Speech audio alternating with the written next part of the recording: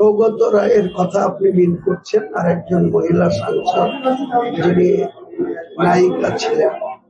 তো এনাদের যে সংসদে বসে গল্প, এটা নতুন কিছু না। এনাদের অনেক কিছু কাহিনী আন্ডারে আছে, আন্ডারগ্রাউন্ডে আছে।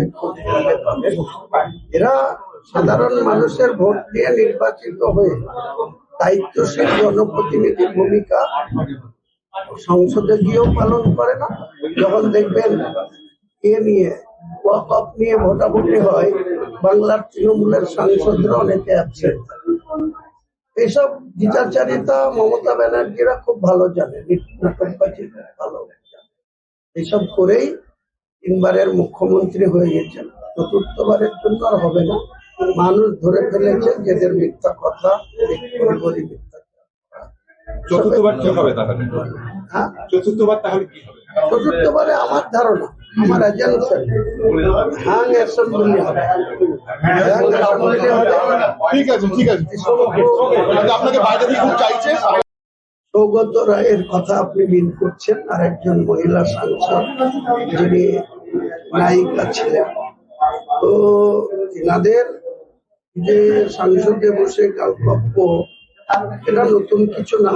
এনাদের অনেক কিছু কাহিনী আন্ডারে আছে, আন্ডারগ্রাউন্ডে আছে।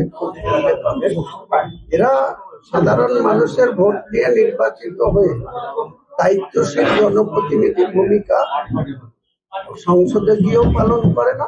যখন দেখবেন নিয়ে ওয়াকফ নিয়ে ভোটাভুটি হয়, বাংলার তৃণমূলের সাংসদরা অনেকে অ্যাবসেন্ট। এইসব দ্বিচারিতা মমতা ব্যানার্জিরা খুব ভালো জানে, নাটকবাজি ভালো জানে। এইসব করেই তিনবারের মুখ্যমন্ত্রী হয়ে গেছেন, চতুর্থবারের জন্য আর হবে না। মানুষ ধরে ফেলেছে যেদের মিথ্যা কথা, মিথ্যা। চতুর্থবার কি হবে তাহলে? হ্যাঁ, চতুর্থবার তাহলে কি হবে? চতুর্থবারে আমার ধারণা, আমার এজেন্সি হ্যাং অ্যাসেম্বলি হবে। ঠিক আছে, ঠিক আছে, আপনাকে বাইরে দিয়ে খুব চাইছে। আমাদের ভিডিও ভালো লাগলে লাইক এবং শেয়ার করুন। কমেন্ট সেকশনে গিয়ে জানান আপনাদের মতামত। আরও ভিডিও পেতে আমাদের চ্যানেল সাবস্ক্রাইব করুন এবং প্রতি মুহূর্তে খবরের আপডেট পেতে প্রেস করুন বেল আইকন।